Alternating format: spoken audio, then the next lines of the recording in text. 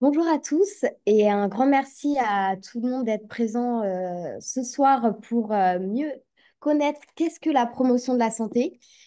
Je vous propose d'attendre un tout petit peu que tout le monde puisse nous rejoindre dans ceux qui s'étaient inscrits et peut-être ceux qui ne s'étaient pas inscrits.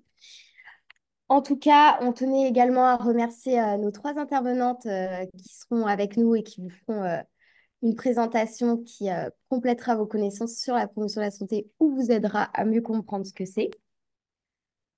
Juste pour vous expliquer, en attendant comment va se dérouler le webinaire, il va y avoir une rapide introduction qui va être suivie ensuite par la présentation de Sarah Chaput sur les enjeux de la promotion de la santé. Puis nous aurons une présentation de l'ICAPS par Florence Rostand. Et enfin, notre troisième intervenante, Chloé Batty, nous parlera de la promotion de la santé sur le territoire et les maisons sport santé. Suite à ça, nous aurons une rapide conclusion, un temps de questions et enfin l'intervention de notre directrice de l'ISPED, Madame Matoulin-Pélissier. Petit rappel du point de vue organisationnel de ce webinaire. Donc, vous avez pu le remarquer, il n'y a pas de micro d'activer ni de caméra pour vous, les participants. En revanche, si vous avez une question ou autre, on peut vous autoriser à activer le micro, la caméra, le temps de poser cette question. Donc, n'hésitez pas. De plus, un onglet questions-réponses est disponible en bas de votre écran pour les questions concernant les interventions. Ces questions, il faut savoir qu'elles seront traitées à la fin des trois présentations et vous pouvez les poser à tout moment. Notre équipe derrière s'occupe de les regrouper et de les retransmettre aux intervenantes. Enfin, les questions techniques, notamment sur le Zoom. euh, pour y répondre, vous avez un onglet de chat et la possibilité de s'adresser directement aux hôtes et panélistes du webinaire. L'intervention, elle est enregistrée et elle sera rediffusée prochainement sur le site de l'ISPED si jamais vous loupez une quelconque partie et que vous avez envie de revoir ce webinaire. Et enfin, au fur et à mesure, des sondages apparaîtront sur votre écran vers le début, donc n'hésitez pas à répondre, et sur la fin pour recueillir un peu votre ressenti sur ce webinaire. Donc, participez-y, ça nous aidera à nous améliorer. Et voilà, je laisse la parole à ma collègue. Merci Inès pour cette intervention du début. Alors, je remercie chaleureusement Sarah Chaput qui intervient, notamment Chloé Batty et Florence Rostand qui prennent le temps d'être nos intervenantes. Je tenais à le préciser. Et juste avant l'intervention de Sarah Chaput sur ce qu'est la promotion de la santé, une définition globale, on se demandait ce qu'est la promotion de la santé pour vous. Et on voulait vous poser cette question. Donc, vous allez avoir la possibilité, il va s'afficher sur votre écran un questionnaire normalement, et vous avez juste à cliquer, cocher la question, la réponse qui vous paraît bonne par rapport à la question. Donc la question, c'est qu'est-ce que pour vous la promotion de la santé? Donc soit faire de la pub pour la santé, faire des soldes sur les médicaments, renforcer les capacités individuelles pour prendre des décisions sur sa santé, ou agir au-delà des soins. Donc vraiment, il n'y a pas de honte à avoir. Vous cliquez sur ce qui vous semble bon pour vous. N'hésitez pas et on vous laisse un petit peu de temps si vous voulez encore un peu pour pouvoir répondre. Mais n'hésitez vraiment pas à répondre ce qui vous semble bon pour vous. On est ici pour voir déjà ce que vous connaissez sur la promotion de la santé. C'est un petit peu pour voir en amont de Sarah Chaput avec son intervention ce qu'est pour vous la promotion de la santé. On vous laisse encore un peu de temps. On va voir les réponses bientôt. Elles vont bientôt nous apparaître. On va pouvoir vous donner ça. Alors, il y a 14% qui pensent que c'est faire de la pub pour la santé, 2% qui pensent que c'est faire des soldes sur les médicaments, 92% qui pensent que c'est renforcer la capacité des individus à prendre en main leur santé, et 62% qui pensent que c'est agir au-delà des soins. Alors, les bonnes réponses, c'était les deux dernières, bien évidemment, qui se rapprochent le plus de ce que nous, on définit comme étant la promotion de la santé. Et effectivement, on va pouvoir voir avec Sarah qu'on va renforcer les capacités des individus sur leur santé et qu'on agit au-delà des soins avec la promotion de la santé. Je vais pouvoir arrêter le partage et laisser Sarah Chaput intervenir.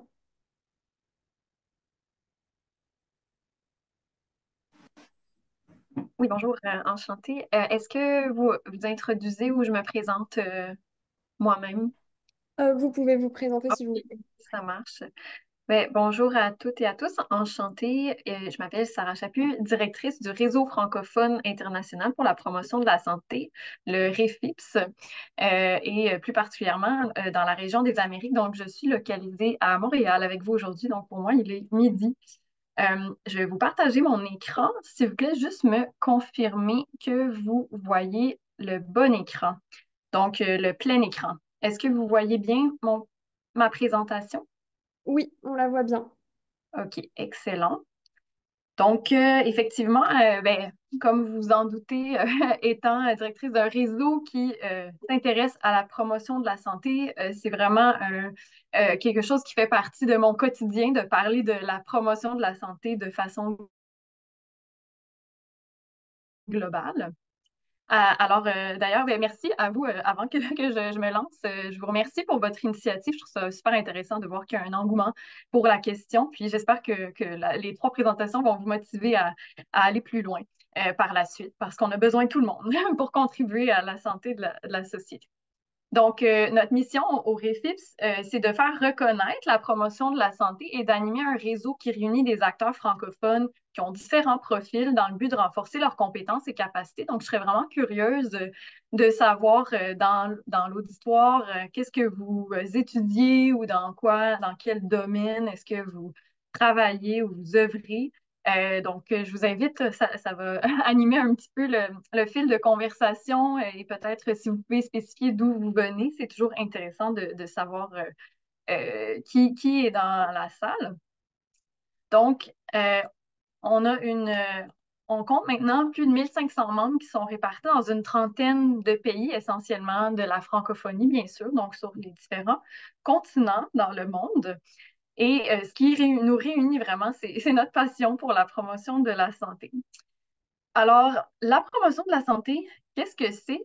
Ben, en fait, c'est un domaine, déjà, en partant, c'est un domaine, on pourrait dire un champ d'action qui existe depuis maintenant près de 40 ans ou même un peu plus longtemps, évidemment, parce qu'il y a quand même eu des précurseurs, disons, à l'officialisation de la promotion de la santé comme telle.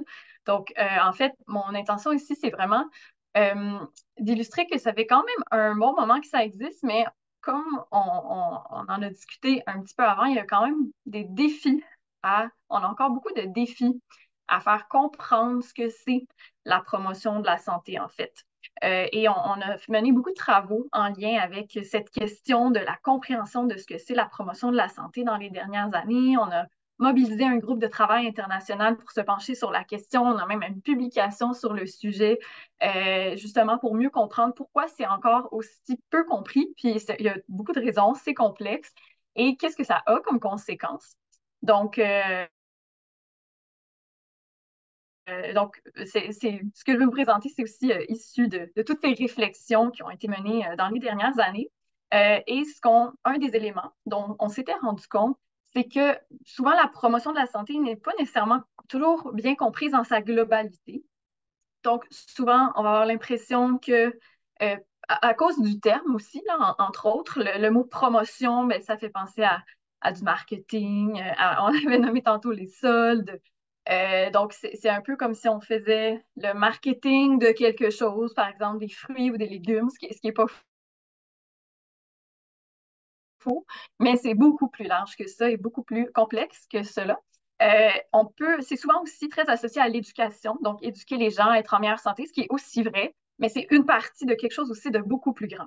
Donc, j'espère que ma présentation va vous aider à vous guider un petit peu là-dedans et faire voir à quel point c'est quelque chose de large. Euh, En fait, un des socles en promotion de la santé, c'est vraiment les valeurs. Donc, et au sein de notre réseau, c'est vraiment ce qui nous unit. Ce sont des valeurs fondamentales et c'est ce qui fait qu'on est autant mobilisé, en fait. Donc, évidemment, la santé. Il y a la santé qui est comme valeur. Il y a le respect des droits, de la dignité, de la diversité. Ce sont quelques exemples. L'équité, la justice sociale, l'honnêteté, l'empowerment, donc renforcement de capacité, et le développement, l'action durable, donc le souci d'agir dans une intention à long terme et de pas nécessairement juste euh, s'intéresser à solutionner les problèmes à court terme. Donc, j'insiste souvent sur les valeurs parce que souvent, ben, je trouve que on n'en parle pas assez parce que c'est vraiment les valeurs qui vont guider finalement l'ensemble des actions qu'on va mener en promotion de la santé. Et même que certaines personnes qui m'ont déjà mentionné que trouvaient que, en fait, c'était comme un projet de société, la promotion de la santé. Je trouvais que c'était intéressant comme perspective. Donc, la santé, quand on parle de santé en promotion de la santé, déjà, ben, c'est un concept qui a plusieurs dimensions. Donc, on est d'accord que je pense que ça fait longtemps qu'on a bien compris que la santé, c'est pas juste la santé physique, la santé, qu'il y avait aussi la santé mentale, émotionnelle, mais il y a aussi la santé sur le plan social, par exemple, les relations, les liens qu'on va avoir avec notre communauté, notre entourage, notre santé financière. Donc, il y a vraiment plusieurs dimensions à ce concept-là. Donc, même au niveau de l'Organisation mondiale de la santé, on le décrit comme un état de bien-être global qui a plusieurs dimensions. Donc, la définition qui est là sur la diapositive, c'est une définition sur laquelle on a travaillé, nous, avec des collègues au Canada. Donc, on a mis plus de choses, plus de dimensions que ce qui est dans la définition de l'OMS. Mais essentiellement, ce qui est à retenir, c'est que c'est quelque chose qui comporte plusieurs dimensions. Donc, déjà là, c'est une prémisse qui est importante à prendre en compte. Ensuite, ben, comme vous savez, les problèmes de santé, les problèmes de société auxquels on fait face, les défis qu'on doit relever, sont très complexes. Donc, il y a énormément de causes à ces problèmes-là. Donc, ça implique des problématiques complexes, implique aussi l'adoption d'approches complexes, d'approches qui vont tenir en compte euh, cette, euh, la variété de ces causes-là qui influencent la problématique. Donc, on va adopter en promotion de la santé une approche écologique ou écosystémique, ou peu importe, il y a des gens qui utilisent l'un ou l'autre des termes. Donc, ce qu'on va dire, c'est que les déterminants de la santé, c'est dans notre jargon, les déterminants de la santé, en fait, ce sont les causes des problèmes de santé. Dans le fond, ce qui nous intéresse en promotion de la santé, c'est d'agir sur ces causes-là, sachant que certaines de ces causes-là, oui, se retrouvent au niveau de l'individu, mais il y en a beaucoup d'autres qui se trouvent dans les milieux de vie et aussi dans l'environnement global. Donc, on va avoir besoin d'approches qui tiennent en compte cette complexité. Ici, vous avez une petite image de ce que c'est les déterminants de la santé. Donc, c'est une autre image. C'est un peu, il y a plusieurs images différentes là, pour montrer les différentes couches, en fait, de causes qui influencent notre santé. Donc, ça va aussi, c'est ça, jusque dans nos milieux de vie, par exemple, notre communauté, l'école, là où on étudie, les milieux où on travaille, bien, ces milieux vont être plus ou moins favorables à la santé. Si je prends l'exemple de la santé mentale, ben, il y a des environnements qui vont nous soutenir pour avoir une meilleure santé mentale, puis d'autres qui vont pouvoir être peut-être plus toxiques. Donc, et ça s'inscrit évidemment dans des systèmes qui encadrent ces milieux de vie. Donc, c'est vraiment une vision qui est très, très large de la santé, bien-être et l'équité. Ensuite, ben, en fait, ces déterminants, comme vous en doutez, sont répartis de façon inégale dans la société ou inéquitable. Donc, et ce qui a été observé, c'est qu'il y a un gradient social qui suit le niveau de défavorisation matérielle et sociale, donc des groupes d'individus. Donc, euh, plus on est défavorisé sur le plan matériel et social, mais plus on vit des enjeux de santé. Puis ça, c'est vraiment récurrent. Et un des objectifs de la promotion de la santé, c'est de réduire ces inéquités. Donc, souvent en français, on utilise le mot, ce qu'on a observé, nous, c'est qu'on utilise souvent plus le mot inégalité sociale de santé. Il y en a qui vont utiliser aussi le mot inéquité, mais ce qu'on peut retenir dans tous les cas, c'est que c'est une répartition qui est pas équitable là, à la base, donc qui peut être modifiée, qui est pas biologique. La biologie ne peut pas nécessairement se changer. Évidemment, il y a des différences de santé selon l'âge, par exemple, mais il y en a d'autres qui peuvent être modifiables, en fait. Donc, quelques éléments clés en promotion de la santé, comme je le mentionnais, aux problèmes complexes, les approches complexes. Donc, ça implique de mettre en place des approches qui ont plusieurs stratégies, qui comprennent plusieurs stratégies pour agir à différents niveaux et dans différents secteurs d'activité. Donc, ces stratégies-là dont on parle souvent en promotion de la santé, là, les stratégies principales, c'est de créer des environnements, des milieux favorables à la santé, par exemple des écoles, des universités, de mettre en place des politiques publiques qui sont favorables à la santé, pas seulement dans le secteur de la santé, mais dans tous les secteurs d'activité. Ensuite, de renforcer les aptitudes individuelles et l'éducation pour la santé. Favoriser l'action communautaire, donc les organismes communautaires, les organismes qui travaillent directement avec les populations font une grande différence dans la réduction de ces inégalités. Et également la réorientation des services de santé qui est pas nécessairement aussi bien définie que les autres, vous direz, mais ça peut comprendre, par exemple, l'accès à des services de santé, l'approche hôpital promoteur de santé, des approches aller vers ou de père aidance, par exemple. Donc, quand je parlais d'environnement favorable, souvent, on va parler de différents types d'environnement, donc que ce soit politique, comme par exemple des règlements, des politiques, des façons de fonctionner dans des organisations de la société. Un environnement économique, par exemple le marché de l'emploi ou les conditions de travail. L'environnement bâti, par exemple l'aménagement des quartiers. Est-ce qu'il y a des pistes cyclables? Est-ce qu'il y a des trottoirs sécuritaires pour se déplacer? L'environnement naturel, donc on peut penser aux espaces verts. Ensuite, l'environnement social, donc on peut, par exemple, penser à la participation sociale, aux rapports sociaux, ou pas, ou à l'isolement aussi social. Et l'environnement culturel. Donc, ça, c'est juste pour vous donner une idée de différents types d'environnements qu'on peut retrouver même dans un milieu en soi. Si on pense par exemple à une école, ben, il va y avoir tous ces milieux dans une école, il va y avoir des politiques au sein de l'école, il va y avoir des aménagements, il va y avoir peut-être des espaces verts ou pas, un environnement social, culturel. Donc, vous voyez un peu le principe. Quelques éléments clés en promotion de la santé. Ça sur quoi j'aime bien insister, c'est que même dans la définition là, officielle, c'est que c'est un processus. Donc, c'est particulièrement important parce que c'est vraiment qu'il y a un accent sur le comment on fait les actions en promotion de la santé plutôt que le quoi, comme l'intervention qu'on va mettre en place. Parce que c'est tellement adapté, on a tellement besoin d'adapter au contexte qu'on ne peut pas penser parachuter des interventions, par exemple, dites probantes, dans tous les milieux sans les adapter d'abord, puis faire en sorte qu'elle soit, c'est ça, appropriée pour le contexte donné. On peut évidemment s'inspirer, partir de quelque chose qui existe déjà, mais on a toujours besoin d'adapter au contexte. Donc, c'est très important. Et quand on parle de comment, ben, un des principes, c'est par exemple d'impliquer les populations qui sont concernées par l'intervention en question.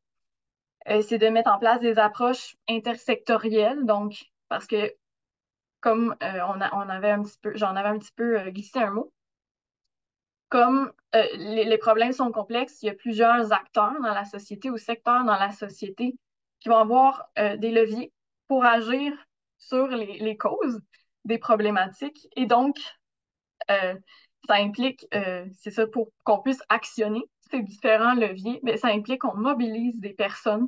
Donc, le travail en promotion de la santé, il y a beaucoup un rôle de coordination, de facilitateur, de justement mettre les gens ensemble pour qu'on puisse réussir à avancer ensemble.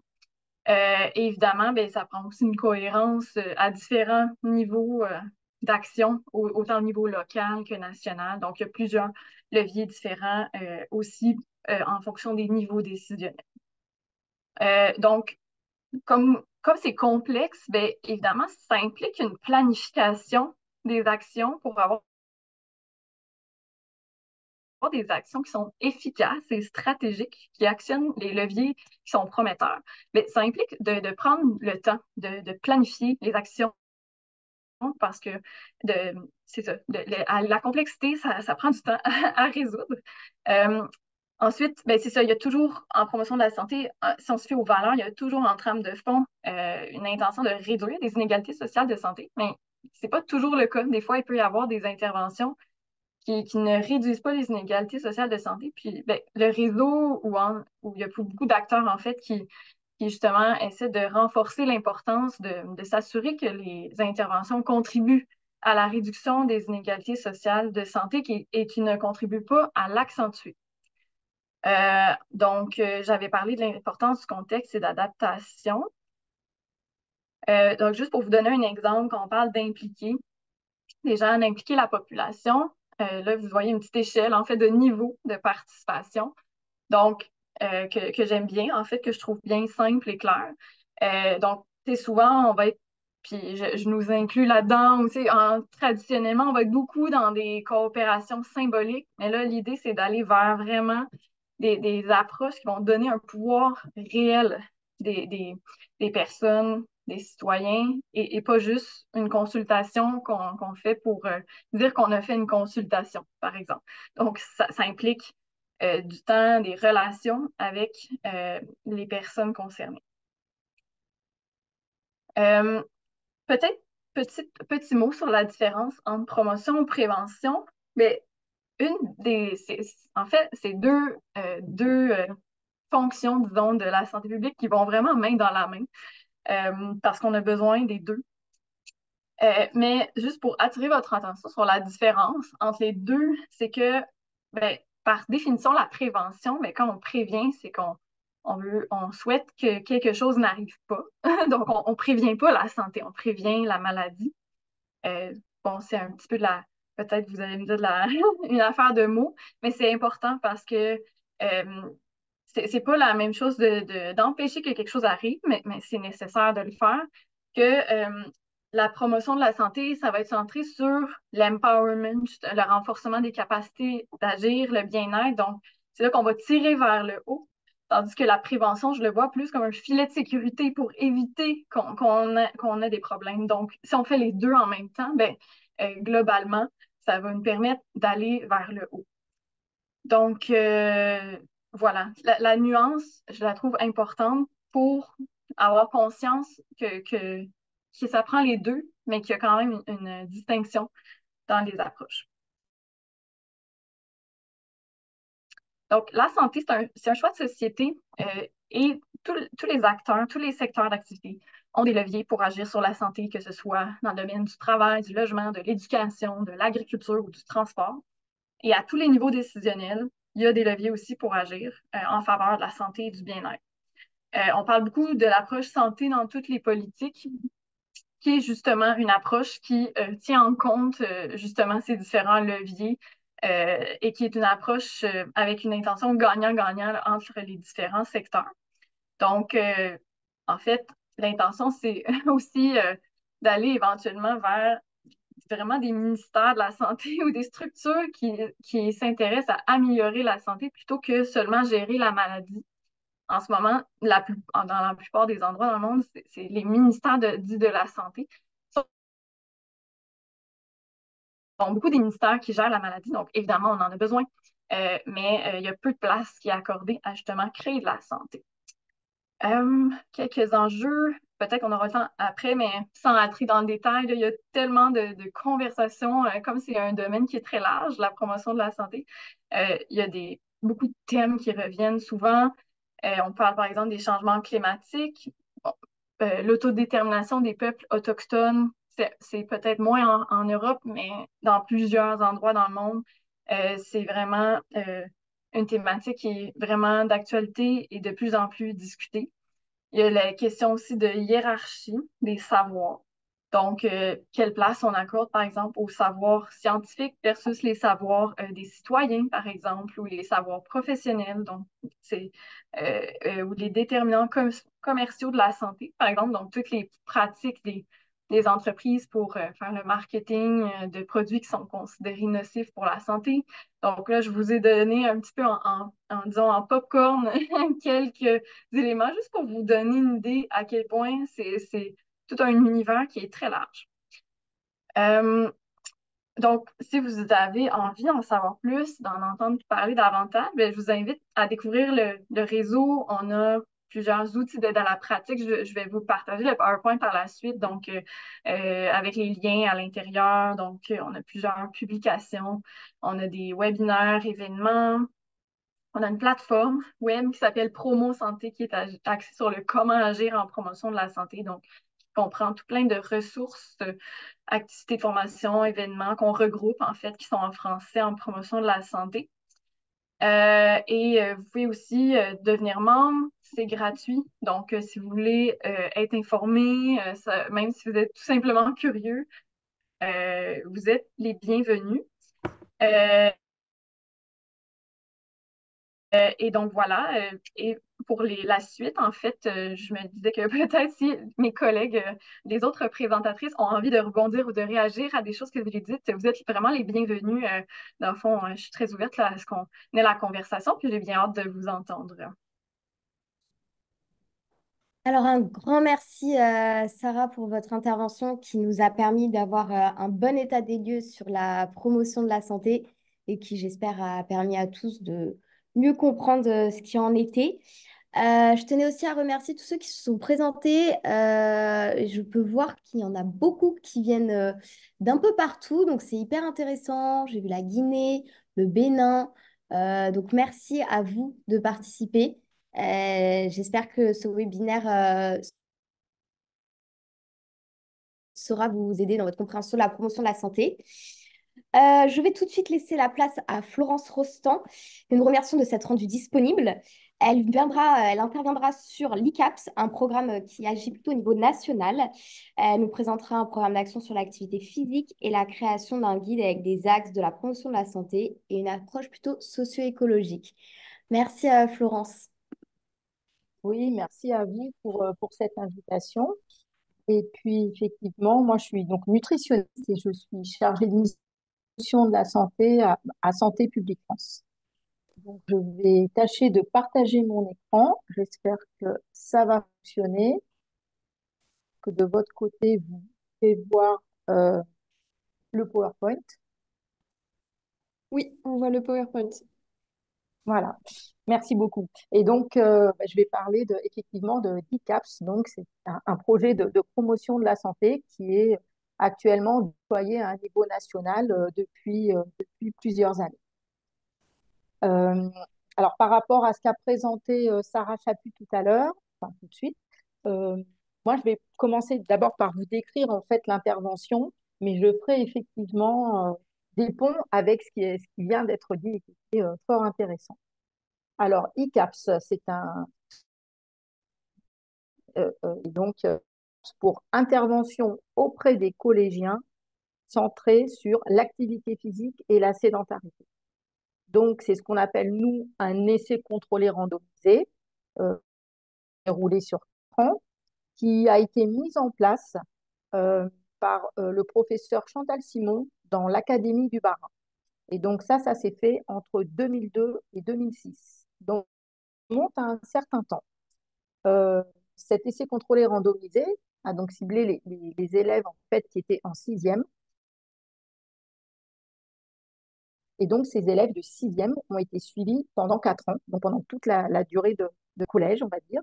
Euh, et effectivement, pour avoir un essai contrôlé randomisé, on avait un groupe contrôle et un groupe témoin, c'est-à-dire qu'on fait en sorte que toutes les différences qu'on va pouvoir observer autour de ces 4 ans, on sait qu'on va pouvoir les attribuer uniquement à l'intervention qui aura été mise en place. Je voulais aussi préciser que l'ICAPS n'était pas une intervention clé en main et qu'en fait, elle tient compte, on va dire, local. Donc, ça fait déjà un petit peu écho à ce qu'a dit Sarah Chaput tout à l'heure en parlant d'adaptation et le fait d'être dans une intervention qui va prendre en compte différents éléments selon les endroits où vous allez la mettre en place et notamment, quand je parle du maillage local, le réseau d'acteurs qui peut intervenir. Et je voulais aussi préciser que c'est ce qu'on appelle, nous, de la prévention universelle, dans le sens où c'est une intervention qui va s'adresser à tous les élèves et qui ne va pas cibler un sous-groupe. Ça, c'est assez important à garder en tête pour la suite. Alors, d'abord, vous donner quelques raisons avant de vous dire comment ça se déroule. En fait, cette intervention, elle a permis finalement de mettre en lumière l'effet bénéfique de la pratique d'activité physique par rapport au comportement, notamment au poids. Et ça a permis de mettre en évidence qu'en faisant 1 heure d'activité physique de plus par semaine, vous pouvez avoir une prévention du surpoids. Donc, ce qu'on a pu voir, c'est qu'à la fin de l'intervention, sachant qu'il s'est déroulé en fait un suivi longitudinal, il y a eu un suivi longitudinal des élèves qui ont bénéficié de l'intervention, mais également des élèves qui n'ont pas bénéficié de l'intervention. Et à la fin de l'intervention, on a comparé les élèves, je vais appeler action, les élèves ICAPS aux élèves non ICAPS. Et donc, ce qu'on a pu voir, c'est que les élèves ICAPS ont pu faire 1 heure d'activité physique de plus par semaine. Et surtout, ce qui est très important, c'est que cette heure d'activité physique par semaine, elle a pu se faire aussi au détriment du temps passé devant la télévision. Donc, vous voyez, 20 minutes par jour, moins 20 minutes par jour. Alors, ça peut faire sourire maintenant, mais en 2000, le marqueur de la sédentarité, c'était le temps passé devant la télévision parce qu'il n'y avait pas autant d'écrans qu'actuellement. Effectivement, si on devait refaire ce genre d'études, ça serait certainement pas juste le temps de télévision qui servirait de marqueur de sédentarité.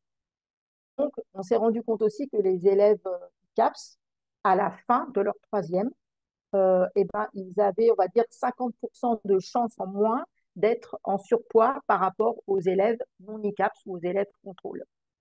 Alors, ce qui est très intéressant avec cette intervention, c'est que une fois que les élèves finissent leur troisième, ben, ils sont partis soit en seconde professionnelle ou seconde classique, et on a pu les retrouver. Donc, ça, on a pu refaire finalement une enquête en 2008. On a refait passer des questionnaires. Et ce qui était intéressant, c'est qu'il n'y avait plus d'intervention. Donc, les élèves, on les a retrouvés, ils faisaient leur vie, entre guillemets.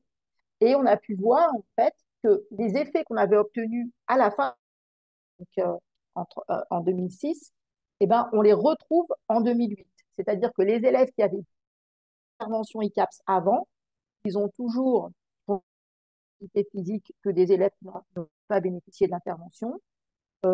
Passent toujours moins de temps devant la télévision et il y a toujours un effet de prévention du surpoids. Et ce qui est surtout très, très intéressant, c'est qu'on s'est rendu compte que ces effets tendent à être plus marqués chez les jeunes des milieux les moins favorisés, mais qui étaient aussi les plus sédentaires. Et là, ça fait référence à ce qu'a dit Sarah Chaput tout à l'heure quand elle a parlé de réduction des inégalités sociales de santé. En fait, c'est vrai que en mettant en place ce genre d'intervention, finalement, on arrive à toucher le cœur de cible. Parce que souvent, quand on met en place des interventions sur l'activité physique, vous allez attirer les enfants, les jeunes qui sont naturellement contents de faire de l'activité physique ou qui veulent faire de l'activité physique. Mais là, le pari, en fait, qui avait été fait au départ, c'était de pouvoir attirer ceux qui étaient les plus éloignés de la pratique d'activité physique et qui donc en avaient le plus besoin. Et cette intervention, en fait, elle a été reconnue efficace par l'OMS en 2009. Alors là, voilà, je vais vous détailler un petit peu comment ça a pu se passer. Et effectivement, on va d'une intervention et d'un modèle, en tout cas, on va appeler ça l'approche socio-écologique. Donc là, ça fait aussi référence à ce qu'a dit Sarah Chaput tout à l'heure. C'est-à-dire qu'on va intervenir sur différentes cible, entre guillemets, c'est-à-dire qu'on va intervenir sur les jeunes, mais aussi sur leur entourage et sur l'environnement. Et donc, on peut voir qu'effectivement, on se dit au départ que c'est vraiment que en milieu scolaire, et en fait, c'est beaucoup plus que ça, parce que le programme, il est implanté dans les collèges, effectivement, au départ, mais aussi autour des collèges.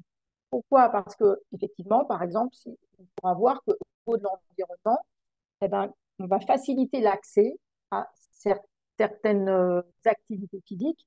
Comment? Ben, en organisant, par exemple, entre les collèges et les lieux d'activité physique encadrés. Pour ceux, par exemple, qui n'avaient pas de gymnase à côté. On va créer en fait, des opportunités de pratique d'activité physique. Par exemple, dans l'emploi du temps des élèves, quand il y a 1 heure de permanence, eh ben, on va leur proposer de faire de l'activité physique. Ou alors, pendant la pause du midi, va leur proposer de faire de l'activité physique. Bien sûr, sur les jeunes, ben, on va essayer de travailler sur leurs connaissances, leurs attitudes et leurs motivations vis-à-vis de l'activité physique. Donc là, ça va être par exemple des débats en classe sur qu'est-ce que c'est que l'activité physique, qu'est-ce que vous aimeriez faire comme activité. L'activité physique, c'est différent du sport, parce que ça aussi, souvent les gens font l'amalgame. Et ce qui était important aussi, c'est de pouvoir agir sur le support et donc faire en sorte que finalement tous les adultes et toutes les personnes qui gravitent autour des jeunes, eh ben, elles aient aussi finalement sensibilisation par l'activité physique pour aider les jeunes à en faire un. Donc, c'est effectivement des conférences, des expositions. Dans certaines villes, il y a une journée sans voiture, par exemple. Ça permet en fait de relayer tout ce qui se passe aussi, on va dire, au niveau du collège. Et donc, il est vraiment important en fait, de comprendre que c'est les dynamiques entre ces trois niveaux et donc les interactions entre les actions qui sont sur ces trois niveaux qui vont faire que finalement ce genre d'intervention peut fonctionner. Parce que c'est pas juste dire je mets en place une offre d'activité physique, c'est je fais en sorte de pouvoir faciliter l'accès à l'activité physique. Je vais demander aussi ce qu'ils ont envie de faire. On va essayer de mettre en place des activités physiques qu'ils souhaitent faire. Et donc tout ça va permettre la mise en activité. Ça, c'est assez important. Alors ça, c'est les éléments clés de la démarche. Donc effectivement, elle est ancrée dans dans les établissements scolaires, mais surtout, voilà, elle doit s'inscrire dans les dispositifs cadres au niveau de. Vous voyez que c'est une approche intersectorielle parce qu'on est effectivement enfin, dans le milieu scolaire, mais il y a aussi des personnes extérieures au milieu scolaire qui peuvent venir proposer dans les collèges une pratique d'activité physique. La démarche, effectivement, elle est souple et inventive en fonction du contexte local, parce que là, il y a, on va dire, 4 paires de collèges. Donc, dans chaque paire de collèges, on a une action et un collège contrôle. Et en fait, dans les 4 collèges actions, ça s'est passé de façon différente. Ça prend en compte le modèle socio-écologique que je viens de vous présenter. Et effectivement, cette approche de prévention universelle, elle a permis de toucher les plus défavorisés, mais en agissant sur l'ensemble des élèves.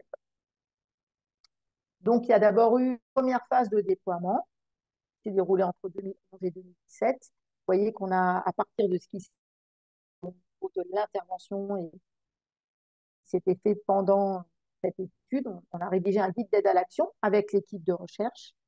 On a commencé par accompagner 15 sites pilotes. Donc là, ça s'est fait sur 18 à 24 mois. On a aussi mis en place un MOOC qui est toujours disponible. En tout cas, on a mis les ressources à disposition. Et puis, bien sûr, il a quand même fallu évaluer pour voir ce qu'on allait faire pour la suite. Donc là, c'est les différents types d'évaluations qu'on a pu faire à partir des résultats des sites pilotes. Et ensuite, donc on a fait effectivement une étude qualitative et une étude quantitative.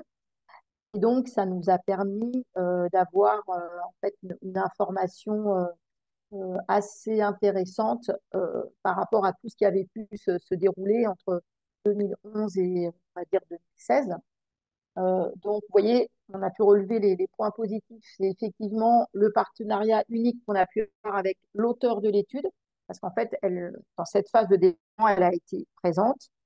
Euh, les ressources qu'on a pu mettre à disposition, notamment le mais aussi un dépliant qui ont été assez appréciés, de même que le MOOC. Et puis, c'était effectivement le fait d'avoir impulsé ça au niveau national. C'est vrai que ça a été assez apprécié. Il y avait des choses à améliorer. Et notamment, ce qui était ressorti, c'est qu'on aurait voulu qu'il y ait une démarche un peu plus horizontale avec les territoires, que ce soit un peu moins descendant. Donc, on a essayé de travailler là-dessus.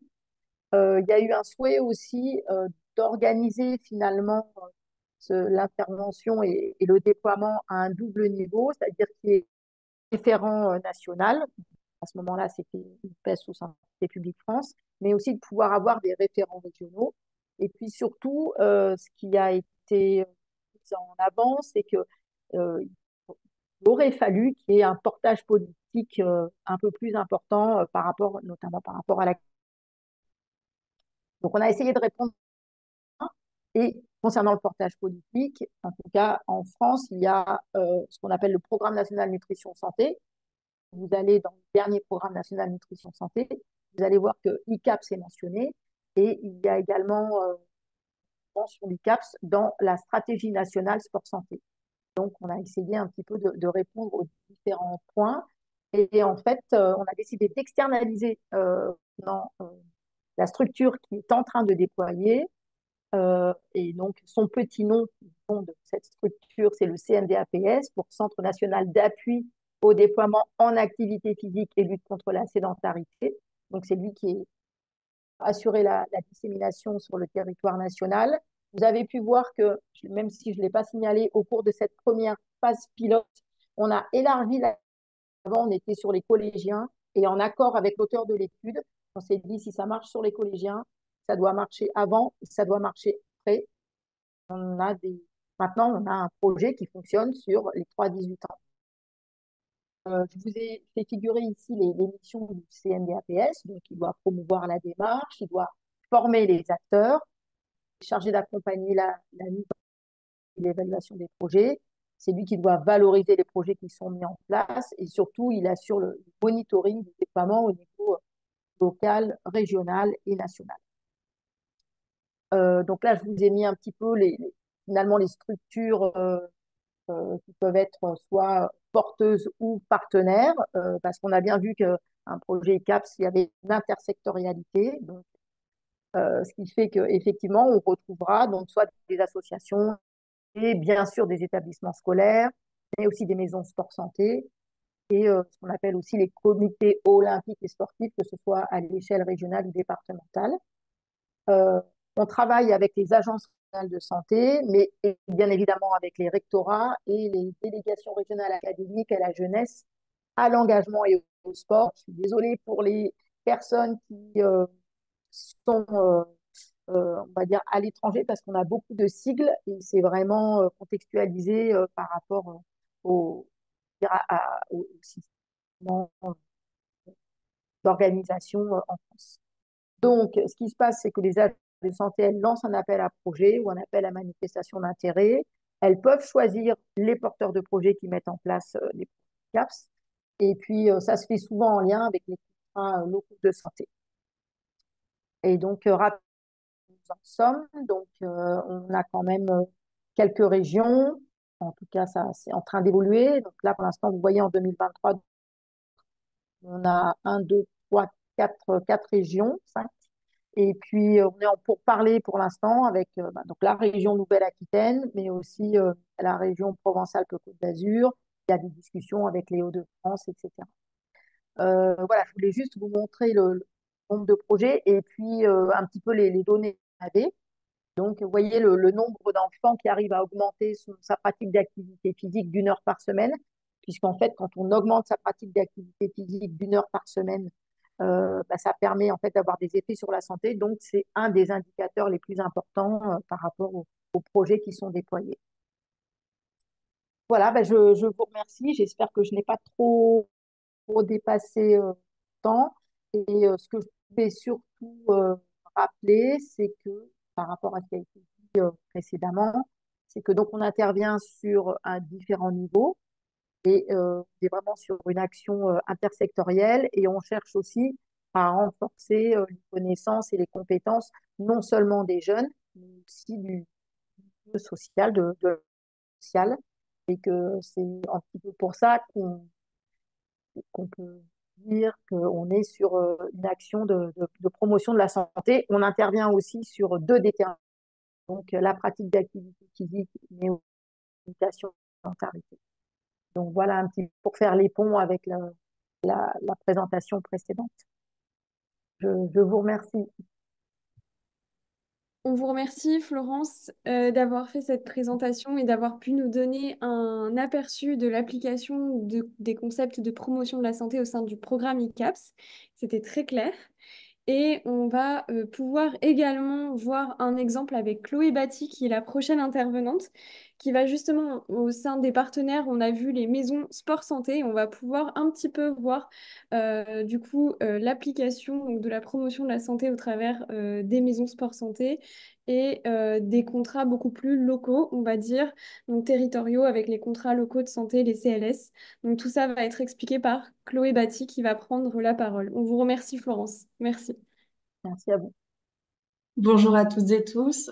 Déjà, un grand merci du coup à la promotion Proms pour cette invitation et pour du coup la participation à ce webinaire. Et effectivement, je vais essayer du coup de compléter avec la présentation de Sarah et de Florence sur l'illustration du coup vraiment au niveau local de la promotion de la santé. Je partage mon écran. Hop. Est-ce que vous voyez en plein écran? Oui, on voit Super. bien. Super.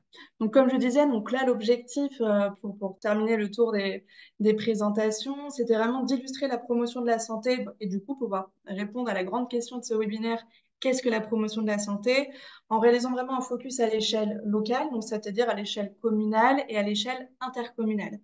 Je voulais tout d'abord revenir sur quels sont les outils aujourd'hui à la main des acteurs locaux, donc à savoir que les actions de promotion de la santé, aujourd'hui, elles peuvent être soutenues par des politiques locales, par des acteurs et par des outils qui visent vraiment, comme le disait justement Sarah, à réduire les inégalités sociales et territoriales de santé et surtout à favoriser ce qu'on dit l'action communautaire. Cet échelon d'intervention locale, il est vraiment favorable à la participation de chaque individu, de chaque habitant, et il permet vraiment justement d'aller cibler les besoins, de questionner directement la population et de pouvoir répondre tout à chacun dans le lieu dans lequel on vit et de pouvoir en fait mettre en synergie tous les acteurs. C'est-à-dire par exemple à l'échelle d'une commune, on va pouvoir mettre en lien le service des sports, le service des espaces verts, les aides sociales, tous les acteurs qui peuvent agir autour des questions de santé et de promotion de la santé.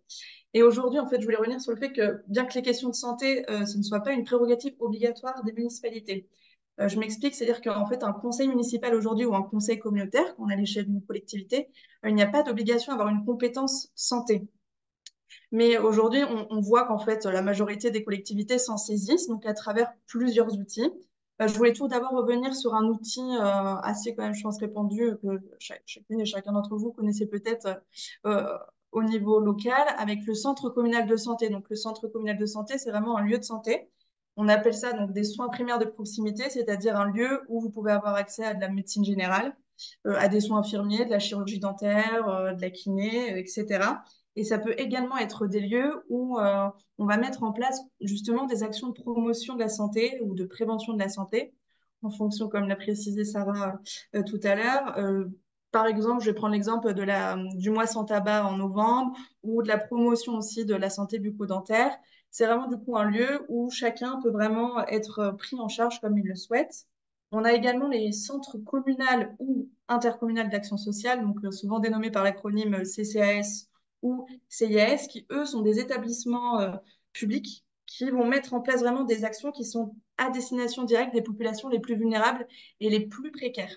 À savoir qu'aujourd'hui, un centre communal, c'est une prérogative obligatoire pour toute commune de plus de 1500 habitants. Donc ça représente quand même aujourd'hui une bonne part du territoire.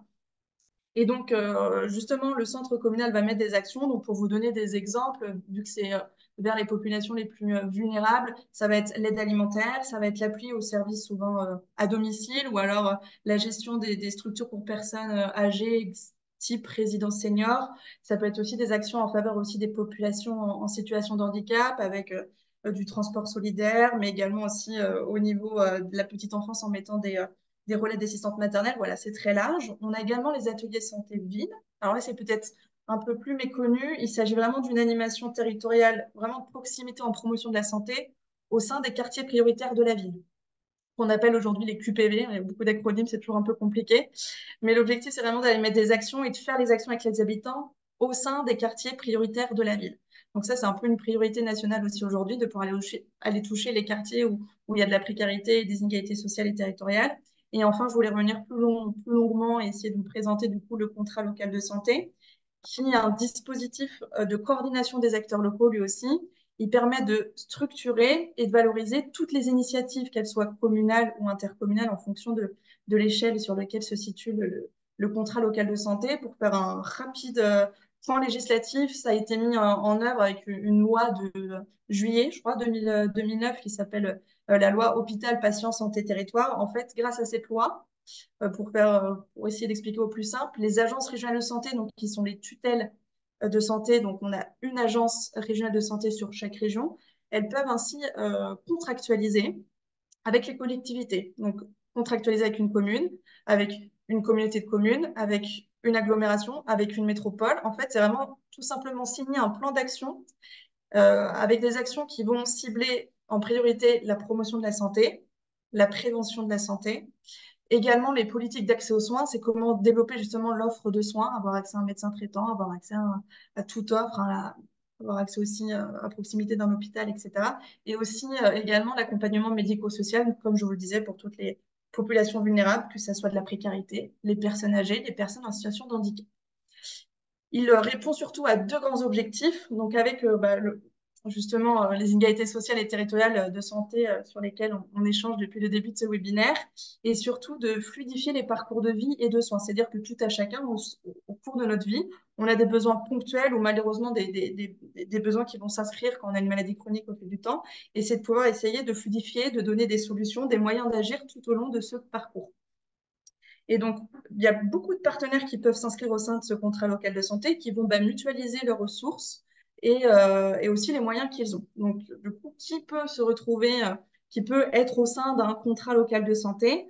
On a en premier lieu, bien évidemment, les élus, que ce soit les élus communaux, les élus intercommunaux, en fonction si c'est un contrat local de santé communal ou intercommunal. Donc, on va aussi avoir les services, comme je vous disais tout à l'heure, le service des sports, parce que la santé, ça touche l'aménagement, donc les espaces verts, le logement, les sports. Ça peut être aussi, s'il y a des prérogatives d'enseignement supérieur, ça peut vraiment toucher toutes les politiques. Comme je disais, c'est vraiment très global, la santé et encore plus la promotion de la santé. On peut aussi avoir des institutions et des tutelles. Donc, bon, c'est l'Agence régionale de santé qui signe, mais on a aussi très souvent les conseils départementaux qui sont aussi membres des contrats locaux de santé, vu qu'ils agissent sur les questions sociales et médico-sociales. On a aussi très souvent les caisses primaires d'assurance maladie. On peut aussi avoir les CAF, les caisses d'allocation familiale, les rectorats aussi pour agir sur la santé aussi des jeunes et des étudiants, des collégiens, lycéens. On a aussi les représentants de tout le secteur sanitaire, des établissements sanitaires, donc ça veut dire les centres hospitaliers, qu'ils soient universitaires, départementaux, les hôpitaux de proximité, les cliniques. On aura aussi tous les établissements et les services, comme je disais, médico-sociaux, un EHPAD, des foyers d'aide médicalisée pour les personnes en situation de handicap, les associations de précarité. On aura aussi beaucoup d'autres associations qui vont œuvrer sur les questions de santé. Je peux penser à la Croix-Rouge, à Médecins du Monde. Je vous donne des exemples vraiment très larges. Et on aura aussi surtout des représentants d'usagers. Donc, il faut savoir qu'aujourd'hui, là, je vous donne une liste, mais qu'elle est très exhaustive et elle est vraiment singulière d'un territoire à un autre. Parce qu'on peut avoir aujourd'hui, on peut avoir un contrat local, une commune qui décide de décliner justement un plan local de santé dans un milieu rural, ou alors une grande métropole, ou alors un territoire périurbain, un territoire insulaire sur une île. Donc voilà, on a vraiment une singularité dans justement le déploiement des contrats locaux de santé. Et pour faire le pont avec les propos de Sarah, juste vous rappeler que un contrat local de santé, la déclinaison d'un plan vraiment d'action de promotion de la santé sur son territoire, ça traduit 4 éléments fondateurs justement du processus de promotion de la santé. Évidemment, comme je le disais, le contrat local de santé, il est là pour réduire les inégalités sociales et territoriales. Donc, il agit sur ces déterminants, comme on le disait tout à l'heure, sociaux de la santé. Ça va être tous les facteurs qui influencent la population en fonction d'où les individus naissent, grandissent, travaillent, vieillissent. Un des principes aussi fondateurs, l'objectif, c'est d'agir le plus précocement possible. Donc, essayer de donner les moyens d'agir à la population dès la plus jeune enfance, essayer d'éviter justement d'agir sur la prévention pour donner les moyens avant de diminuer le risque. L'objectif aussi, et avant tout, c'est d'associer les habitants. C'est-à-dire que les habitants sont associés à l'écriture, au choix des actions et au déploiement d'actions de promotion de la santé. Donc là, on va s'appuyer sur des associations de représentants d'usagers, sur les maisons de quartier, sur même directement les habitants qui souhaitent se mobiliser. Et enfin, alors c'est un peu un principe avec un terme très académique, mais c'est le fait d'appliquer ce qu'on appelle le principe d'universalisme des actions. C'est-à-dire qu'on va essayer de donner la priorité aux actions qui vont pouvoir viser toutes les catégories sociales, mais on va essayer que ce soit les publics les plus précaires, les plus dévalorisés, qui en tirent le plus grand bénéfice. Alors, c'était un peu une explication un peu en hauteur. Je voulais quand même, pour pouvoir illustrer un peu la méthodologie et comprendre, avoir un exemple concret de ce qu'est un contrat local de santé, vous partager l'expérience du contrat local de santé Bordeaux Métropole. J'ai oublié du coup en introduction, mais en fait, j'interviens à titre un peu d'animatrice territoriale de santé et mon ancien travail, j'étais coordinatrice du contrat local de santé de Bordeaux Métropole, donc ça me permet de témoigner aujourd'hui. Juste un petit rappel avant de vous décliner, de vous présenter le plus rapidement possible le contrat local de santé. Aujourd'hui, Bordeaux Métropole, c'est 28 communes et 820 000 habitants. Donc, on est quand même sur un territoire assez conséquent. Donc, je m'en excuse pour les personnes qui sont sur des territoires très différents ou hétérogènes. Pour revenir très rapidement sur l'historique de comment la métropole de Bordeaux a décidé de contractualiser et de mettre en place un plan local de santé, il y avait eu des premiers échanges en 2014. Alors, à l'époque, on était justement sur une communauté urbaine. On n'était pas encore à l'échelle de la métropole, mais il y a eu des premières brides de réflexion avec l'Agence régionale de santé à l'époque sur la possibilité de mettre un contrat local de santé à l'échelle de l'agglomération, parce qu'en fait, la ville de Bordeaux avait déjà mis en place son premier contrat local de santé, déployé déjà des premières actions au sein de sa commune. Et on a d'autres communes de l'agglomération qui, du coup, ont questionné l'Agence régionale de santé pour savoir si, à leur tour, ils pouvaient avoir un contrat local de santé. Et la réflexion qui est encore actuelle aujourd'hui de l'État, l'objectif, c'est de couvrir tous les territoires.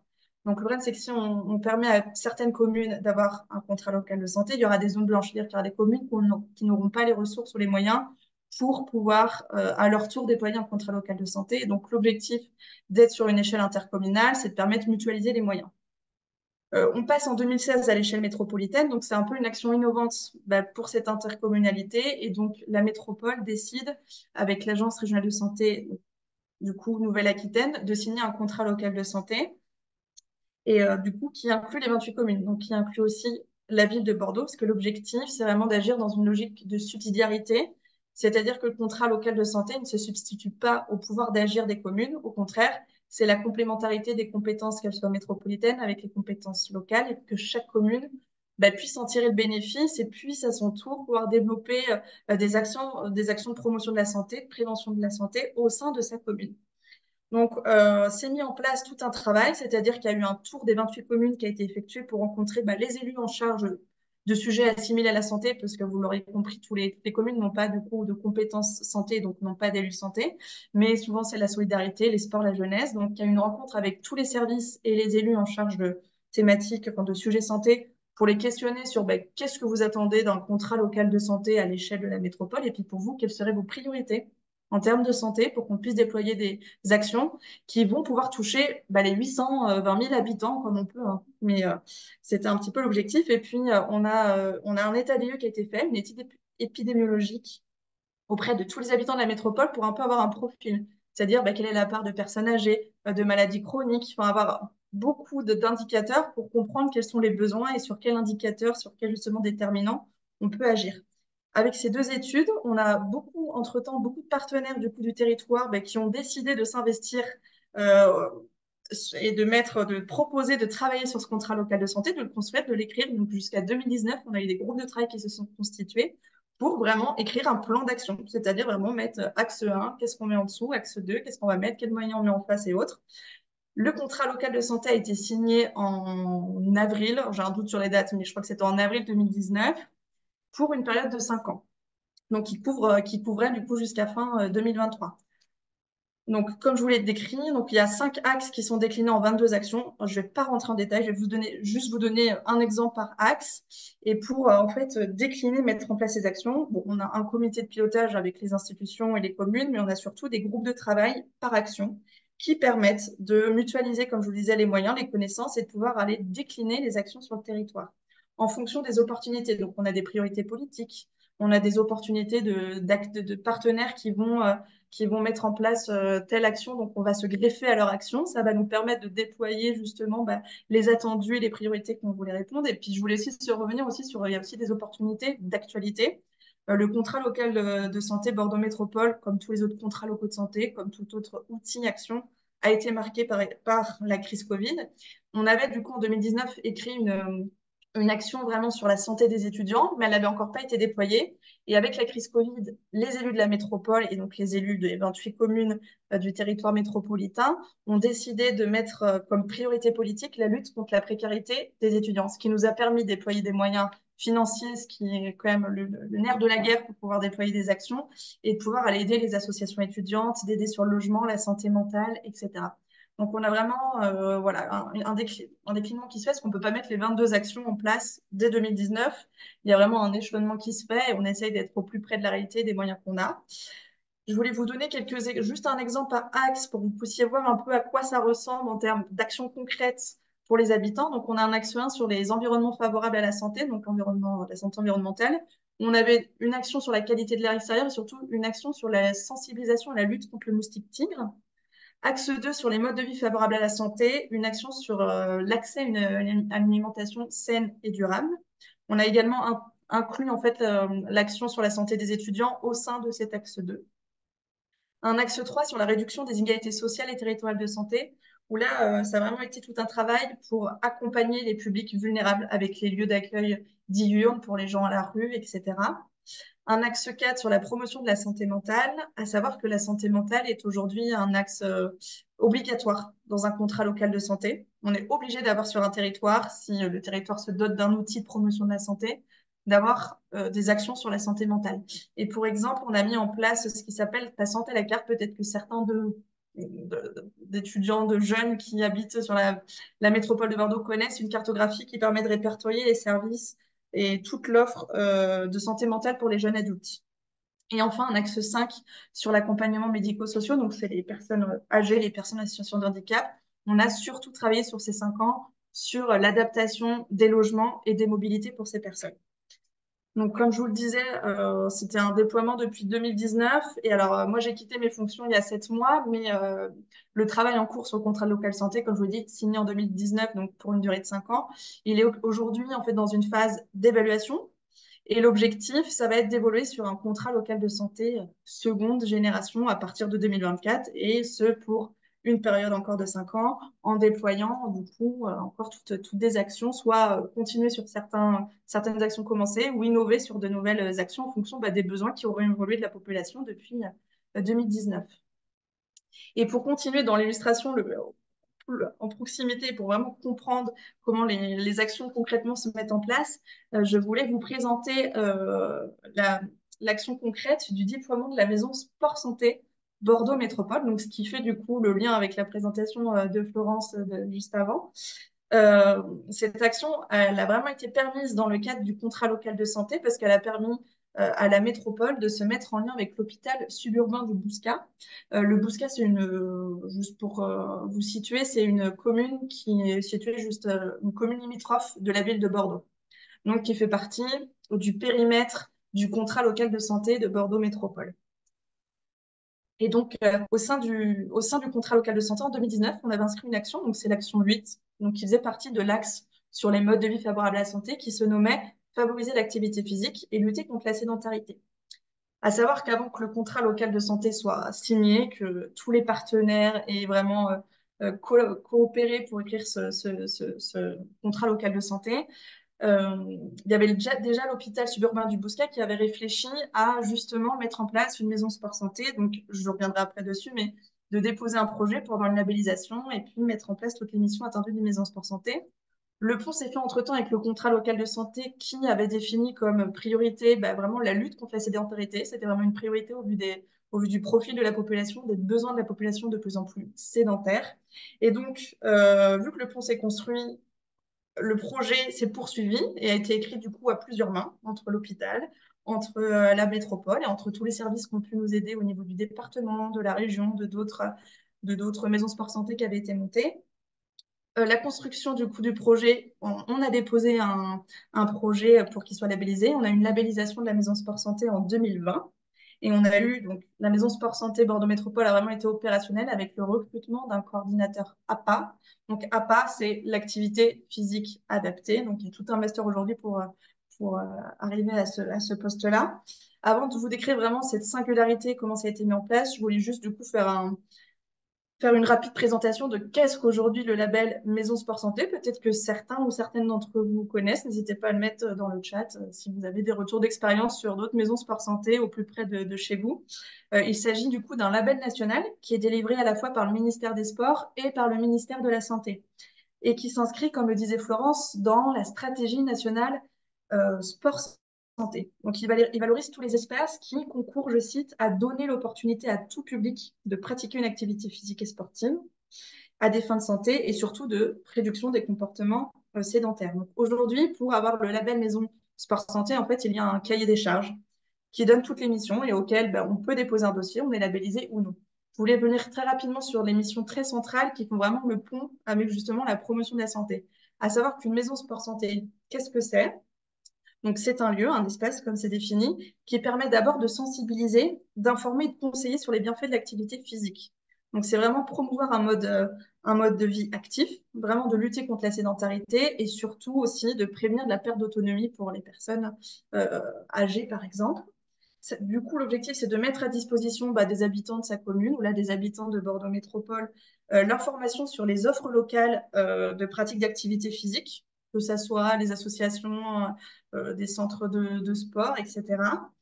Ça permet aussi de réaliser des bilans pour pouvoir avoir un programme sport-santé qui soit vraiment individualisé et personnalisé. Ça permet aussi de vous orienter vers des structures partenaires, des professionnels, et surtout, ça permet de mettre en place des actions de sensibilisation et de formation directement avec les professionnels de santé, les professionnels de sport. Donc, ça fait vraiment là aussi le pont avec, entre le sport, la santé. On parlait aussi tout à l'heure le lien entre la santé, le sport et la nutrition. Donc, ça permet vraiment d'avoir une approche globale. Et donc, on dit aujourd'hui que les maisons sport santé sont vraiment dans une démarche de promotion de la santé. C'est vraiment aller vers la population pour que les personnes puissent, qui sont peut-être éloignées du sport ou qui souhaitent reprendre une activité physique ou malheureusement qui sont touchées par une maladie chronique et qui doivent justement avoir des qui ont des prescriptions sportives par rapport à leur maladie. Donc, c'est vraiment dans une démarche d'aller vers et de donner les moyens d'agir. Et juste pour indication, aujourd'hui, il y a, alors je pense que le chiffre du coup a augmenté depuis, mais en tout cas, fin 2023, on était à plus de 500 maisons sport santé qui sont déployées en France. Très généralement, c'est des maisons sport santé à l'échelle d'un établissement justement sanitaire, d'un hôpital ou d'une commune. C'est pourquoi la maison sport santé Bordeaux Métropole est très singulière. Quand on a déposé le dossier, qu'on a été labellisé, je crois qu'on était la première maison sport santé à l'échelle d'une métropole. Donc, c'était un peu innovant comme approche. L'objectif, comme tout établissement, commune qui dépose un projet de labellisation pour devenir maison sport santé et répondre au fait de sensibiliser, d'orienter, c'est d'aller toucher vraiment le plus grand nombre de personnes. Donc, nous, c'était d'aller toucher tous les habitants des 28 communes de la métropole, en essayant vraiment d'aller vers, comme je disais tout à l'heure, ça allait un peu toucher ces invisibles, les gens qui sont vraiment éloignés de l'activité physique.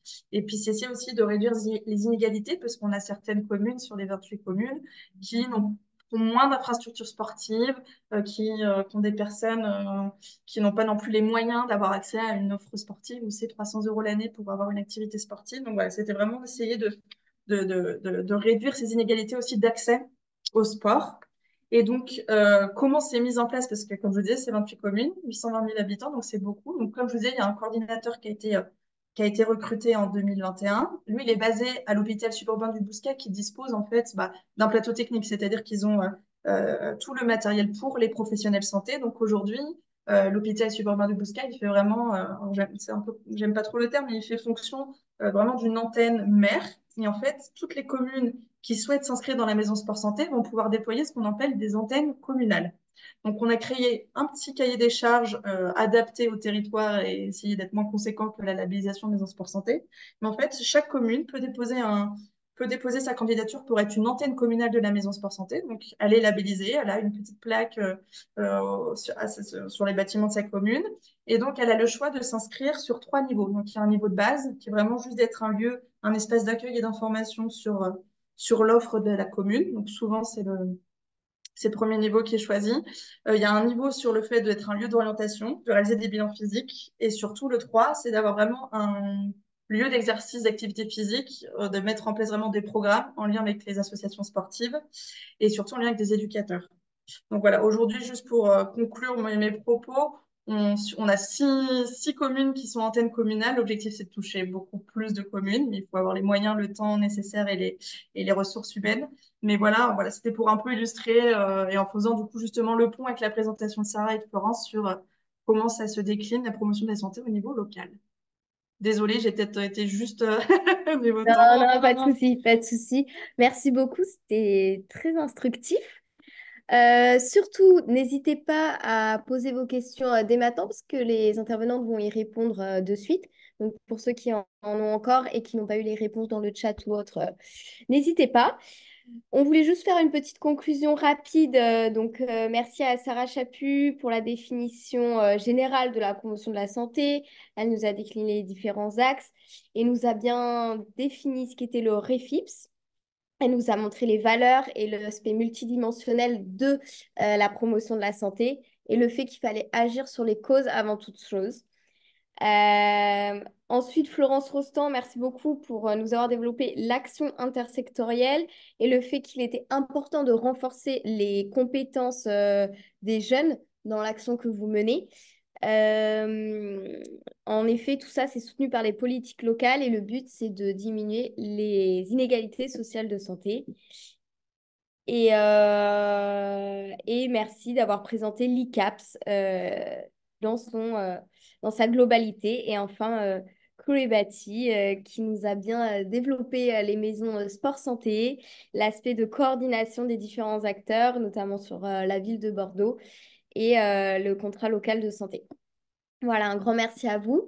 Si vous avez aussi d'autres questions post-webinaire, vous avez l'adresse d'afficher sur votre écran promswat@gmail.com pour nous poser les questions. Si jamais nous pourrons faire le lien avec les intervenantes.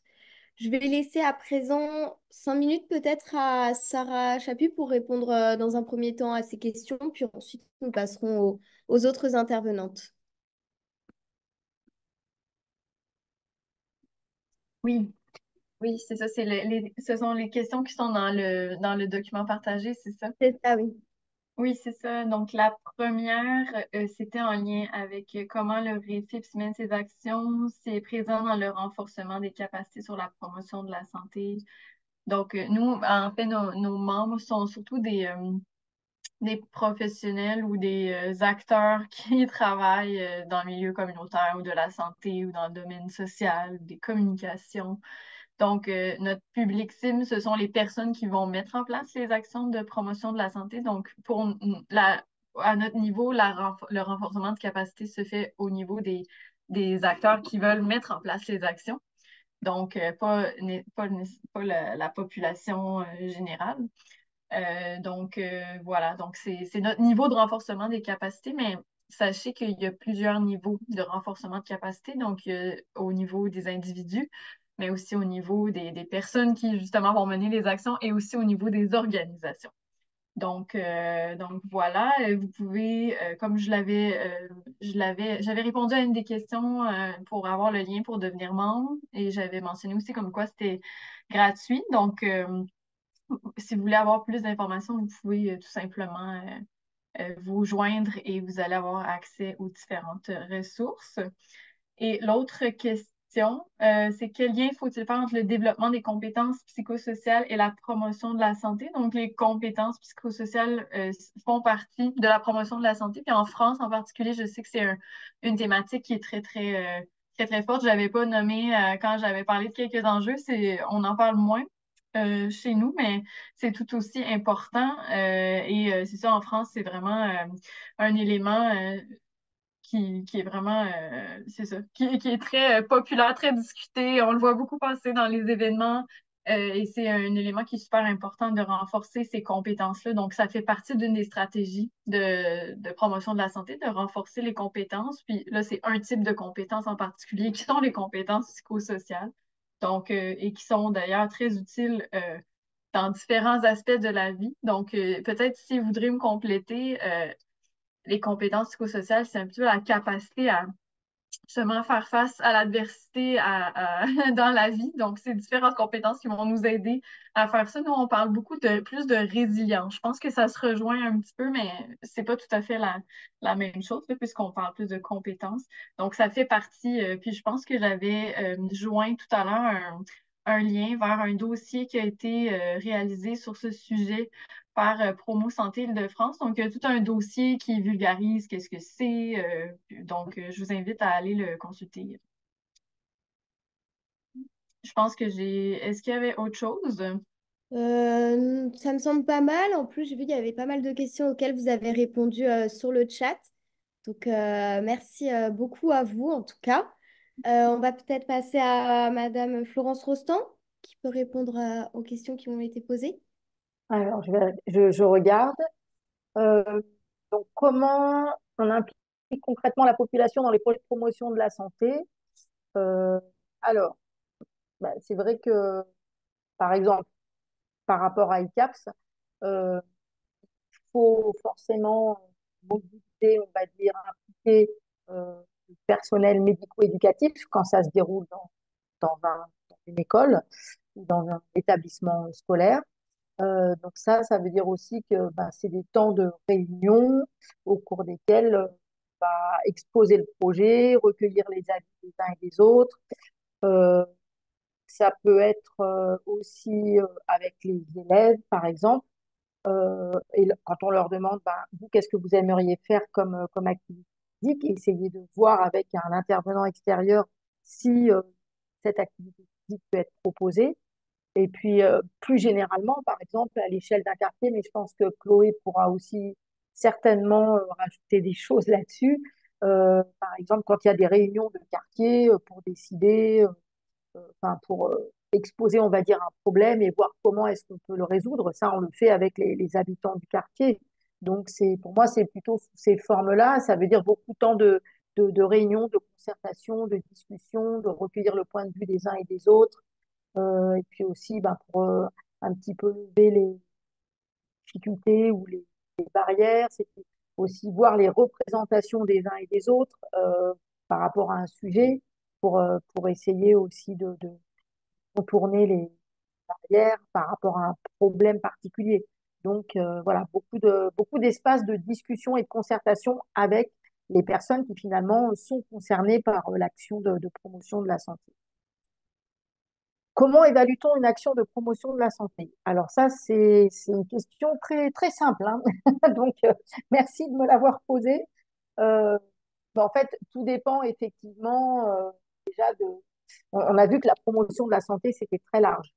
Mais c'est vrai que enfin, essayer d'évaluer quelque chose à court terme en promotion de la santé, ça me semble compliqué.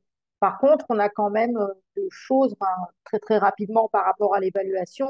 On peut avoir une évaluation entre guillemets de processus, donc qui va nous permettre de voir si déjà ce qu'on a voulu mettre en place, la façon dont on a voulu le mettre en place, est-ce qu'on a bien réussi à respecter toutes les étapes, etc.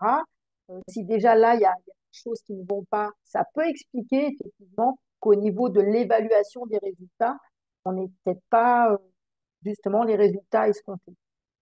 Ça, je pense que c'est quelque chose que les personnes oublient parfois. C'est-à-dire qu'on ne pense qu'aux résultats, mais on ne pense pas à la façon dont l'intervention doit se dérouler. Mais après, c'est vrai que moi, vraiment, en termes de promotion de la santé, il faut du temps pour avoir des résultats. Donc là, je vois bien dans la question, en dehors de mesurer les impacts à long terme, voilà, moi je répondrais déjà voir ce qu'il en est au niveau du processus. Ça peut être une première réponse. Il pourra être complété d'ailleurs.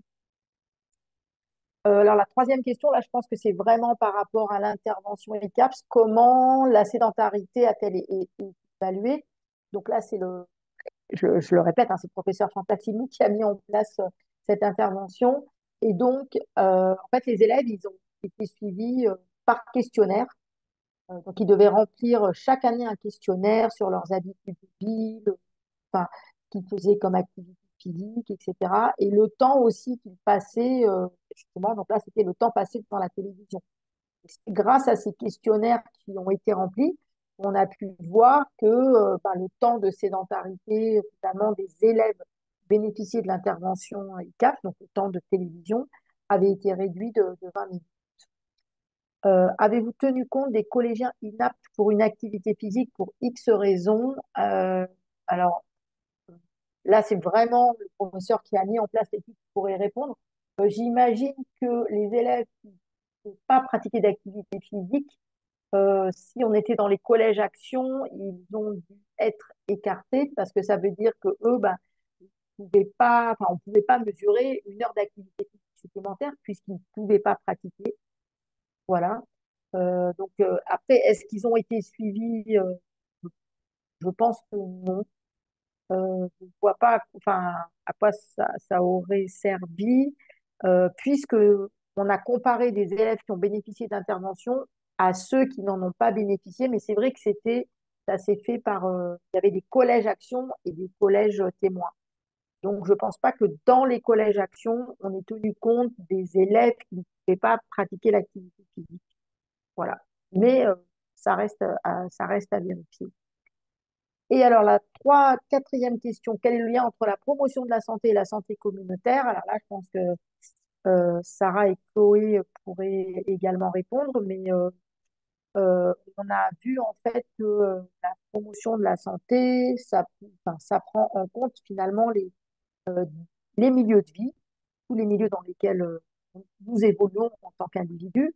Euh, Là, pour récap, notamment, on avait par exemple le milieu scolaire, mais enfin, l'école, ou le collège s'est implanté dans une ville, c'est dans un département, c'est dans une région, c'est dans un quartier surtout.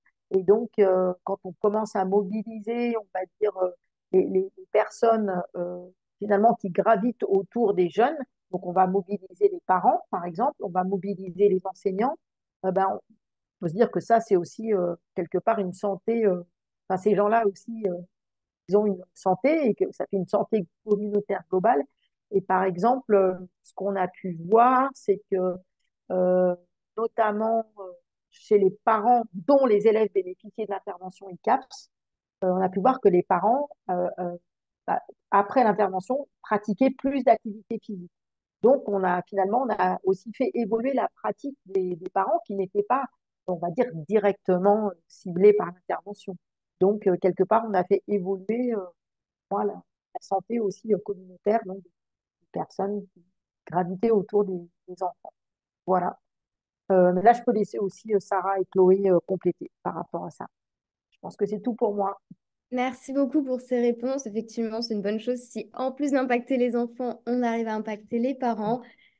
Plus de bénéfices. Je vais laisser maintenant la place à Chloé Batty pour répondre à son tour aux questions qui ont été posées. En tout cas, merci beaucoup d'avoir complété la présentation.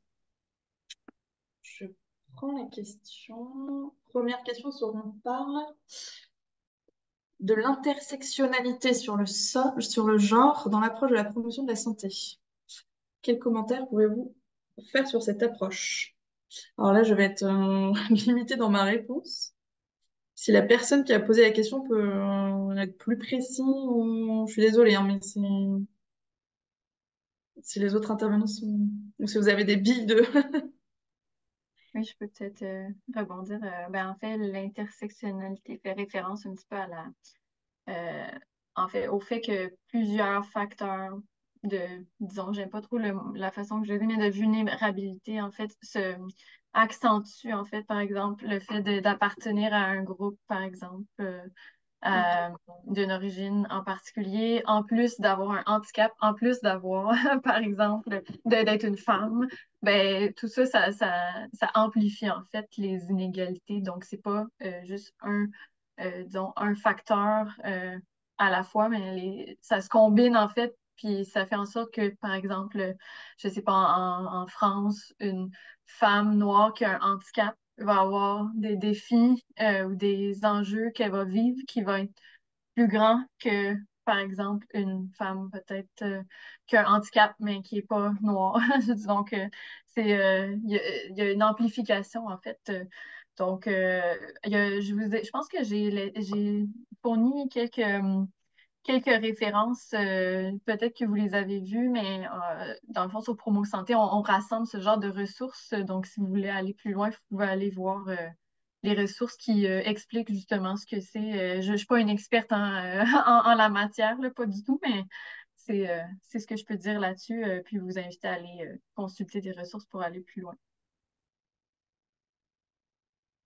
Merci beaucoup, Sarah. Je continue. Je suis plus sur ma question.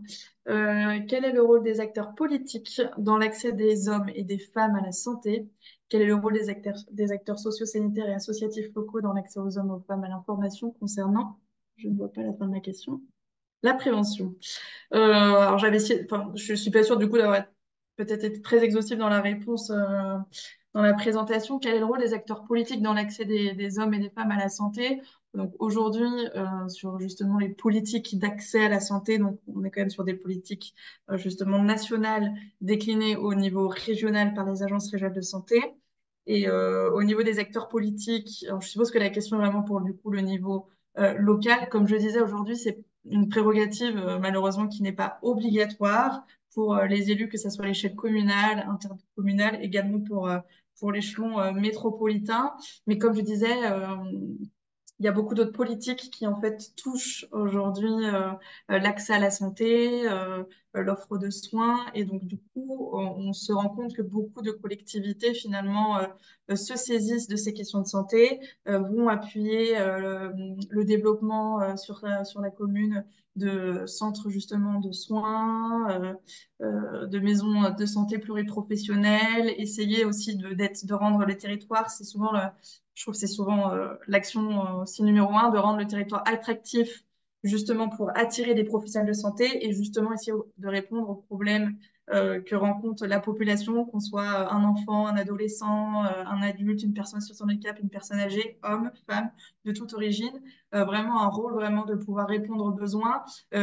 Aussi au niveau de l'accès, nous c'était une priorité alors parce qu'on là, je prends l'exemple d'un territoire urbain. J'ai travaillé avant dans les territoires ruraux, donc c'est très différent, mais sur le territoire urbain, on a aussi beaucoup déployé aussi, donc là, c'était aussi une volonté politique de déployer l'interprétariat en santé pour accompagner les populations qui ne sont pas francophones et qui arrivent sur le territoire. Et donc, du coup, comment réussir à leur donner accès, donc accès à la santé, mais là, je parle aussi d'un accès très global au droit.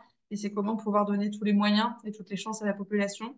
Donc aujourd'hui, voilà, pas de prérogative obligatoire, mais c'est vraiment une thématique sur laquelle les acteurs politiques se saisissent. C'est beaucoup plus du coup saisi par les associations et par les acteurs sociosanitaires. Mais j'allais dire, finalement, le rôle de chacun est complémentaire. Comme je disais tout à l'heure, on a besoin d'avoir des politiques, on a besoin d'avoir des enveloppes financières pour que les actions aussi puissent s'ancrer sur les territoires et surtout se dupliquer. On a beaucoup des fois de projets qui sont expérimentaux et qui vont pouvoir être généralisés et déployés. Mais il faut que justement le rôle des acteurs sociosanitaires et associatifs, qui est crucial et qui est de première ligne, parce que c'est souvent eux qui déploient justement les réponses, c'est important aussi qu'ils soient entendus du côté des acteurs politiques. Et c'est pour ça que c'est très important d'avoir des outils qui vont pouvoir mettre autour de la table autant les représentants d'usagers, d'avoir les habitants, de savoir quelles sont leurs difficultés, toutes les associations, les acteurs sociaux sanitaires, les acteurs aussi du médico-social, du social, pour que ça soit aussi entendu du coup au niveau des politiques. Et il y avait une question sur les maisons de sport santé peuvent-elles accueillir des personnes tétraplégiques et paraplégiques? Alors, j'aurais pas du tout la réponse, mais en tout cas, pour apporter peut-être des éléments, les maisons de sport santé aujourd'hui, comme je disais, sont vraiment des espaces pour accueillir tant les populations sans problème de santé, c'est-à-dire quelqu'un qui n'a soit jamais pratiqué d'activité physique ou justement qui s'est peut-être un peu éloigné de la pratique physique.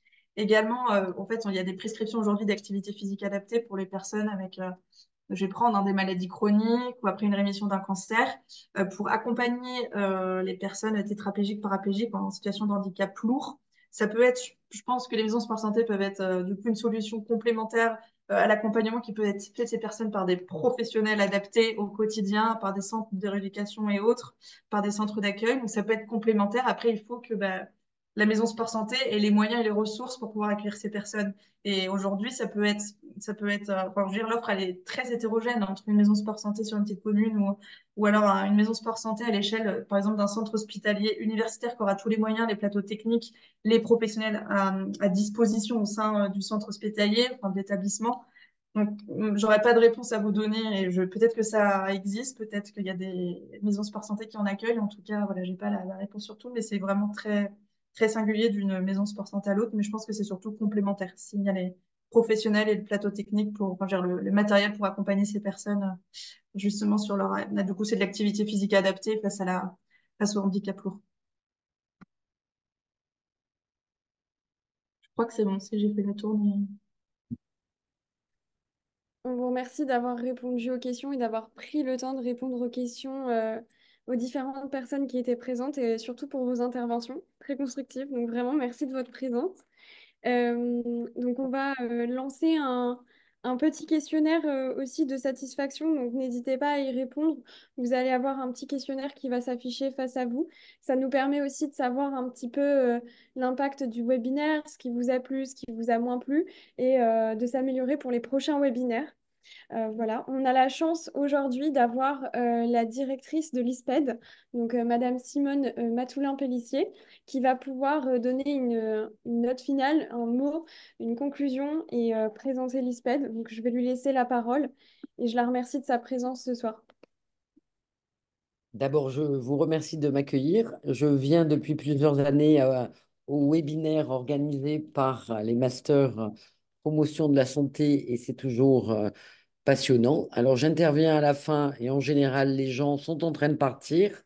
Donc, je vais être rapide pour vous permettre de finaliser votre webinaire. D'abord, je voulais vous remercier, vous les étudiants, d'avoir organisé parce que comme ça a été souligné, dans les différentes dans le chat, c'était très bien organisé et c'est toujours un défi pour vous. J'en profite pour dire qu'il y avait aussi beaucoup de vos enseignants qui étaient à l'écoute, en dehors de moi, directrice de l'ISPEN, mais vous aviez aussi des enseignants qui étaient à l'écoute de votre webinaire. Bien sûr, je sais très bien que vous êtes très nombreux. Là, on voit 2 personnes à l'affiche, mais je pense que tout à l'heure, elles vont expliquer qu'ils étaient beaucoup plus nombreux à l'organisation. Enfin, bien sûr, un petit mot pour les participantes, puisque nous n'avions que des femmes, ce qui est bien, ça change. Donc, merci aux 3 participantes qui représentent autour de la promotion de la santé une association pour développer la promotion de la santé au niveau international, une agence nationale en France, l'Agence Santé publique France, pour expliquer comment on développe d'un essai clinique très théorique à la pratique, de comment on le met en place sur le terrain, et puis de quand on est avec Madame Chloé Batty, au niveau du terrain, comment on fait pour agir. Donc je pense que les éléments qui vous ont été donnés étaient très importants. J'avais noté, donc je vais le redire, hein, les notions que vous avez rappelées, Alexandra, la notion donnée par Sarah Chaput autour des valeurs. Je pense que dans une société, c'est important d'avoir des valeurs. Et la promotion de la santé a des valeurs, mais aussi de l'aspect, vous avez dit multidimensionnel, Sarah, elle a dit multistratégique. Je pense que c'est important sur les stratégies. Donc, c'est plusieurs stratégies. Ça répond peut-être à certaines questions. Il y a des stratégies, il faut qu'elles soient cohérentes et au niveau national, régional, local. Florence Rostand a bien montré le temps aussi nécessaire hein, entre le développement d'un essai clinique et la mise en place en pratique dans des régions. Voilà, et on espère que ça va continuer. Et Chloé a aussi montré le rôle avec les politiques nationales, mais aussi locales. Et effectivement, Chloé a parlé des agences régionales de santé en France mais il y a aussi des métropoles, des villes, mais aussi les régions aujourd'hui qui se mobilisent, et notre région en Aquitaine particulièrement sur sport santé. Et je terminerai par rajouter que vous aviez beaucoup d'intervenants de la francophonie, alors pas obligatoirement du Québec, mais de l'Afrique francophone, parce que l'ISPED est assez tourné sur des étudiants et l'Afrique francophone, donc je les remercie. Ils apprécient toujours énormément les webinaires, hein, parce qu'ils sont loin, parce qu'ils ont envie d'apprendre, alors en France aussi, mais en francophonie dans l'international, c'est une des spécificités ISPED. Et ce soir, c'était très bien représenté par tous les participants qui étaient là et j'en suis très heureuse. Mon dernier mot sera pour le fait de dire que l'ISPED a été accrédité comme école de santé publique là, en fin décembre et sur tous les aspects, tous les masters, tous les cours, toutes les formations. Et qu'en sus, le master promotion de la santé dont sont issus nos étudiants ont en plus été accrédités par un organisme spécifique international sur la promotion de la santé. Donc, tout ça fait que, voilà, ça montre la valeur de ce que vous êtes en train de faire, de ce que vos enseignants vous apprennent et de ce que les intervenants peuvent apporter quand vous faites des webinaires. Donc, oui, continuez à faire des webinaires. Ils sont toujours tous passionnants et intéressants. Et voilà, bravo. C'est tout ce que je terminerai par là. Bravo à vous. Merci. Merci beaucoup pour votre dernier mot. C'était vraiment un webinaire passionnant. On espère que ça vous a plu également. Évidemment, comme disait Madame la directrice, il y a 17 personnes derrière. Alors, on voulait vous montrer une petite photo de promotion. Nous ne l'avons pas encore, mais il y a 17 personnes derrière qui ont travaillé à mettre en place ce webinaire et on les remercie également. Et on vous souhaite une très belle soirée et une très belle fin de semaine en espérant que ça a pu répondre à vos questions. N'hésitez surtout pas à nous recontacter, que ce soit sur nos réseaux sociaux, LinkedIn ou Instagram sur PromSWAT et sur notre email. Et il y aura une rediffusion sur le site de l'ISPED, donc si vous avez pu manquer des parties ou autre, donc il n'y a aucun problème sur ça. On vous remercie de votre présence encore ce soir. Merci à vous. Merci beaucoup. Merci. Merci à vous. Au revoir. Au Au revoir, revoir. bonne soirée. Merci à vous, au revoir. Merci.